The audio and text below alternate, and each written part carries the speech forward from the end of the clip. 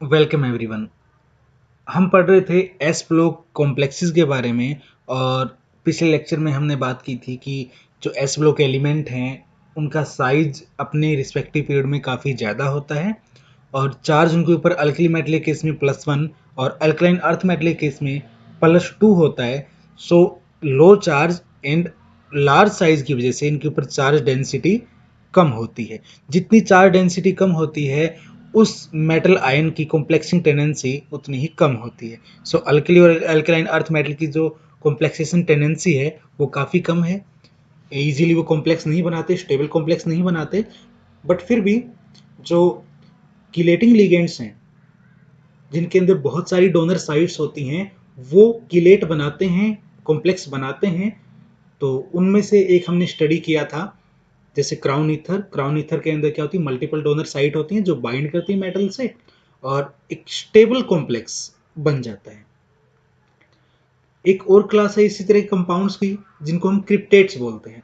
जो क्रिप्टेट्स होते हैं उनके अंदर क्रिप्ट लिगेंड होता है। क्रिप्ट मीन्स हाइड, ऐसा लिगेंड जो मेटल को हाइड कर सके, मेटल आयन को हाइड कर सके। जो यहाँ पिक्चर में देख पा रहे हो ये क्रिप्ट लिगेंड है नाइट्रोजन, नाइट्रोजन और बीच में CH2 CH2O CH2 CH2O CH2 CH2O इस तरीके से चेन है। ये पॉलीसाइक्लिक रिंग होती है। जो क्राउन ईथर थे वो तो मोनोसाइक्लिक थे, आपने देखा पिछले लेक्चर में। जैसे बेंजो 12 क्राउन 4 है, इसके अंदर क्या है, एक साइकिल है जिसको बॉन्ड बनाना है मेटल के साथ। डाई बेंजो 18 क्राउन 6 के अंदर ऐसे ही मल्टीपल डोनर साइट थी और एक रिंग बन रही थी, ऐसे ये मोनोसाइक्लिक थे। इनके अंदर यहाँ मेटल बीच में, जैसे मेटल यहाँ पे आके अपना कोऑर्डिनेट करती थी। इसके अंदर डाई साइक्लोहेक्साइल 18 क्राउन 6 के अंदर मेटल यहाँ इन सारी ऑक्सीजन के साथ क्या करती थी, कॉम्प्लेक्स बनाती थी, बाइंड करती थी। तो ये एक सिंगल साइकिल हो जाता है। बट अगर हम क्रिप्टेट्स की बात करें तो वहां पे जो क्रिप्ट लिगेंड है इसके अंदर मल्टीपल रिंग्स हैं और ये सारी रिंग क्या करती हैं, फोल्ड कर जाती हैं, मेटल आयन के अंदर छुप जाता है। जैसे यहाँ पे मेटल आयन हो तो ये ऑक्सीजन बाइंड करेगी, ये ऑक्सीजन भी, ये सारी ऑक्सीजन नाइट्रोजन ये सब बाइंड करते हैं और मेटल इसकी कैविटी के अंदर छुप जाता है। एक और इनकी खास प्रॉपर्टी है कि जो क्रिप्ट लिगेंड होते हैं इनके अंदर जो कैटायन है, जैसे अगर मैं सोडियम की बात करूं तो सोडियम के दो एटम में से एक एटम इलेक्ट्रॉन लूज करता है, दूसरा एटम इलेक्ट्रॉन गेन करता है। Na positive and Na negative बन जाते हैं दो सोडियम एटम से।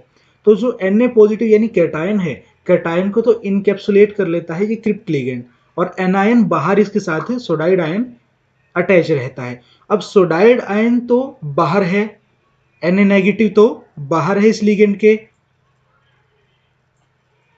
और जो Na पॉजिटिव है वो यहाँ पे इस कॉम्प्लेक्स के अंदर है, इस क्रिप्ट लिगेंड के अंदर है। तो इस तरीके से जो कैटायन है सोडियम का या फिर कोई भी अल्कली मेटल का, क्रिप्टेन लिगेंड के अंदर इनकैप्सुलेट हो जाता है, ट्रैप हो जाता है, तो कॉम्प्लेक्स बन जाता है। अब बात करते हैं एसिटाइल एसीटोन कॉम्प्लेक्स की। एसिटाइल एसीटोन मॉलिक्यूल जो है वो इस तरीके से होता है कि CH3 C double bond O, CH2 C double bond O, CH3, acetyl acetone. तो acetyl acetone as such bind नहीं करता मेटल से, एज सच कॉम्प्लेक्स नहीं बनाता, वो पहले कीटो फॉर्म से इनोल फॉर्म में कन्वर्ट होता है। इनोल फॉर्म के अंदर क्या होगा कि जो एक C डबल बॉन्ड O है इसके अंदर से ये इलेक्ट्रॉन ऑक्सीजन के ऊपर और एक हाइड्रोजन बॉन्ड तोड़ के इलेक्ट्रॉन इन कार्बन कार्बन के बीच में, और एक हाइड्रोजन यहां से जो रिमूव होगा वो ऑक्सीजन के ऊपर, यानी कि कीटो फॉर्म से क्या बन गया, इन ओल बन गया। जो कीटो फॉर्म थी वो इन ओल में कन्वर्ट हो गई और कौन सा हाइड्रोजन गया यहां से, अल्फा हाइड्रोजन, जो कि स्लाइटली एसिडिक इन नेचर होता है। तो कीटो से इनोल फॉर्म बनती है। इनोल फॉर्म बनने के बाद जब ये मेटल से बाइंड करता है तो ये अपना H पॉजिटिव यहां से लूज कर देता है और यहां से जो ऑक्सीजन बॉन्ड बनाता है ये आयनिक बॉन्ड बनाता है, जैसे डायरेक्ट ऑक्सीजन नेगेटिव और Li पॉजिटिव डायरेक्ट एक बॉन्ड बनता है।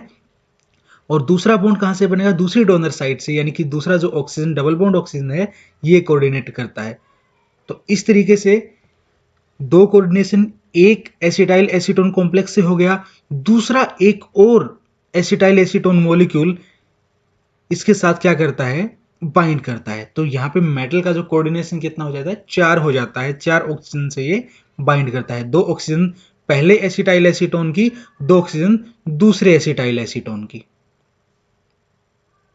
और किलेटिंग लिगेंड बन जाता है क्योंकि रिंग फॉर्म हो रही है यहाँ पे, तो ये स्टेबल हो जाता है कॉम्प्लेक्स। नेक्स्ट आता है सैलिसिल एल्डिहाइड कॉम्प्लेक्स।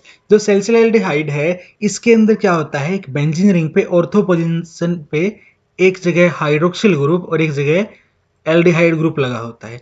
तो सैलिसिल एल्डिहाइड है, इसके अंदर भी कितने, 2 ऑक्सीजन हैं जो बाइंड कर सकते हैं। तो कोई भी मेटल जब इसके कांटेक्ट में आता है तो एक तो CHO वाला ऑक्सीजन ये बाइंड करता है, दूसरा जो हाइड्रोक्सिल ग्रुप का ऑक्सीजन है ये बाइंड करता है, और जब ये हाइड्रोक्सिल ग्रुप वाला ऑक्सीजन बाइंड करता है तो ये अपना H पॉजिटिव लूज कर देता है। अब मेटल का अगर 4 कोऑर्डिनेशन है तो 2 बार सैलिसिल एल्डिहाइड कॉम्प्लेक्स बनाएगा, जैसे एक मॉलिक्यूल यहाँ पे, दूसरा मॉलिक्यूल यहाँ पे। और अगर 6 कोऑर्डिनेशन करना है तो यहाँ पे 3 बार सैलिसिल एल्डिहाइड क्या करेगा, कॉम्प्लेक्स बनाएगा इसके साथ। जितनी बार कॉम्प्लेक्स बनाएगा उतनी बार रिंग फॉर्म होगी, यानी उतनी बार किलेशन होगा। और आपको पता है कि अल्कली और एल्कलाइन अर्थ मेटल में ज्यादा अच्छी टेंडेंसी नहीं है कॉम्प्लेक्स बनाने की, सिर्फ किलेटिंग लिगेंड ही इन्हें स्टेबलाइज कर सकते हैं। तो यही कॉम्प्लेक्स जो हैं वो स्टेबल हैं, जो मोनोडेंटेड लिगेंड है वो स्टेबल कॉम्प्लेक्स इनके साथ नहीं बनाते। अगर अल्कली और एल्कलाइन अर्थ मेटल को कंपेयर किया जाए कि भी किसकी कॉम्प्लेक्सेशन टेंडेंसी ज़्यादा है किसकी कम है, तो आपको पता है अल्कली मेटल के ऊपर जो आयनिक फॉर्म है उसमें +1 चार्ज होता है, और एल्कलाइन अर्थ मेटल के ऊपर +2 चार्ज होता है। क्योंकि रिस्पेक्टिवली चार्ज ज़्यादा हो जाता है एल्कलाइन अर्थ मेटल में, और साइज भी हल्का सा कम हो जाता है, तो जो एल्कलाइन अर्थ मेटल हैं वो ज़्यादा अच्छे से कॉम्प्लेक्स बना सकती हैं अल्कली मेटल के कंपैरिजन में। हालांकि उनकी भी कॉम्प्लेक्सेशन टेंडेंसी इतनी ज़्यादा नहीं है जितना डी ब्लॉक एलिमेंट्स की है। और बेरिलियम जो एल्कलाइन अर्थ मेटल में सबसे छोटा है और +2 चार्ज जब उसके ऊपर आता है तो उसकी कॉम्प्लेक्सेशन टेंडेंसी बाकियों से काफ़ी ज़्यादा रहती है। अगर बेरिलियम हाइड्रोक्साइड यानी BeOH2 को एसिटिक एसिड के साथ इवेपोरेट किया जाए तो ये एक कंपाउंड बनाता है बेसिक बेरिलियम एसीटेट, और इसका स्ट्रक्चर है वो काफ़ी अनयूजुअल है, यानी कि काफ़ी कॉम्प्लेक्स सा स्ट्रक्चर है। तो किस तरीके का स्ट्रक्चर ये बनाता है, जो बेसिक बेरिलियम एसीटेट है उसका फॉर्मूला है Be4 ऑक्सीजन CH3COO 6 टाइम्स, यानी कि 6 तो एसीटेट आयन, 1 ऑक्सीजन और 4 बेरिलियम। इनकी अरेंजमेंट कुछ इस तरीके से होती है जो स्ट्रक्चर में दिखाया है, कि जो 4 बेरिलियम हैं वो एक टेट्राहेड्रल स्ट्रक्चर बना रहे होते हैं, जिनमें सारे बेरिलियम आपस में भी क्या होते हैं, अटैच होते हैं। अब इस बेरिलियम का इस बेरिलियम से डायरेक्ट बॉन्ड भी है, और साथ में एक एसीटेट आयन के थ्रू इसने ब्रिजिंग भी कर रखी है, ये वाला एसीटेट आयन। दूसरा, इस बेरिलियम से इस बेरिलियम के बीच में डायरेक्ट बॉन्ड भी है, और ये एसीटेट आयन के थ्रू यहां भी ब्रिजिंग कर रहा है। इस बेरिलियम और इस बेरिलियम के बीच में डायरेक्ट बॉन्ड भी है, और ये एसीटेट आयन के थ्रू यहां ब्रिजिंग कर रहा है, और इस बेरिलियम के बीच में डायरेक्ट बॉन्ड भी है और एसीटेट आयन के थ्रू ये ब्रिजिंग कर रहा है। अब ऊपर वाला और नीचे वाला जो हमें 2 बेरिलियम दिख रहे हैं ये भी डायरेक्टली बॉन्डेड भी हैं और एसीटेट आयन के थ्रू ब्रिजिंग कर रहे हैं, और जो ये लेफ्ट और राइट के जो बेरिलियम हैं ये भी एसीटेट आयन के थ्रू भी ब्रिजिंग कर रहे हैं, और इनके बीच में ऑक्सीजन के साथ बॉन्ड है। तो ये वाला जो स्ट्रक्चर है ये किसका है, बेसिक बेरिलियम एसीटेट का। बेरिलियम ऑक्जेलेट के कॉम्प्लेक्स में भी बेरिलियम 2 ऑक्जेलेट आयन से COO ट्वाइस नेगेटिव, ये जो आयन है ऑक्जेलेट आयन इसके साथ बॉन्ड बनाता है, और 2 जो ऑक्सीजन है ऑक्जेलेट आयन की जो नेगेटिव चार्ज है वो बेरिलियम से डायरेक्ट बॉन्ड बनाती हैं। अब जो बेरिलियम के कंपाउंड हैं कॉम्प्लेक्स हैं ये स्वीट होते हैं टेस्ट में, बट फिर भी ये सलाह दी जाती है कि बेरिलियम का कोई भी कंपाउंड टेस्ट ना किया जाए। क्यों? क्योंकि बेरिलियम जिसका साइज काफी छोटा है और चार्ज +2, तो चार्ज डेंसिटी साइज छोटा होने की वजह से ज्यादा होती है, और ये जो हमारे बॉडी के अंदर डिफरेंट एंजाइम हैं उनके मेटल आयन को डिस्प्लेस कर सकता है और एंजाइम की एक्टिविटी को रिस्ट्रिक्ट कर सकता है, इसलिए ये टॉक्सिक होता है। सो बेरिलियम का कोई भी कंपाउंड टेस्ट नहीं करना चाहिए। अब बात आती है क्लोरोफिल की। क्लोरोफिल मैग्नीशियम का एक कॉम्प्लेक्स है जिसके अंदर क्लोरीन रिंग मैग्नीशियम के साथ बॉन्ड बनाती है। एक्चुअली जो क्लोरीन रिंग है जो आपको यहाँ पे शो हो रही है और बीच में जो ये मैग्नीशियम दिख रहा है, जो ये क्लोरीन रिंग है, ये पोरफायरिन रिंग का एक रिड्यूस्ड फॉर्म है। अब जो पोरफायरिन रिंग होती है उसके अंदर 4 पायरोल रिंग होती हैं। जो पायरोल रिंग है वो क्या है? Carbon carbon carbon carbon and nitrogen 5 membered ring होती हैं जिसमें 4 कार्बन और 1 नाइट्रोजन और अनसेचुरेटेड होती है रिंग। अब जो पायरोल है वो 4 पायरोल जुड़ के किससे? एक मिथाइलिन ब्रिज से। हर पायरोल रिंग के बीच में क्या होगा? मिथाइलिन ब्रिज होगा, उससे बनती है पोरफायरिन रिंग। और पोरफायरिन रिंग का जो सब स्ट्रक्चर या कहूं मैं रिड्यूस स्ट्रक्चर, वो क्या है? क्लोरीन रिंग है। और जो ये क्लोरीन रिंग है ये किससे अटैच हो रही है? मैग्नीशियम से। तब जाके क्या बन रहा है? क्लोरोफिल ए बन रहा है। अब जो मैग्नीशियम है वो इन 2 नाइट्रोजन से तो क्या है?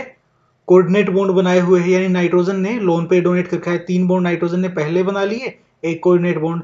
3 बॉन्ड नाइट्रोजन ने पहले बना लिए, एक कोऑर्डिनेट बॉन्ड। और ये जो 2 नाइट्रोजन हैं जिन्होंने पहले एक एक यानी 2 बॉन्ड बनाए हैं, ये डायरेक्ट बॉन्ड बनाते हैं मैग्नीशियम से। तीसरा बॉन्ड यही होता है, तो ये कोऑर्डिनेट बॉन्ड नहीं है। वैसे ये नाइट्रोजन भी 2 बॉन्ड इन कार्बन से और एक बॉन्ड मैग्नीशियम से। ये जो रेड कलर में शो हो रहे हैं ये कोऑर्डिनेट बॉन्ड नहीं है, और नाइट्रोजन नाइट्रोजन से जो ये ग्रीन बॉन्ड है ये कोऑर्डिनेट बॉन्ड है।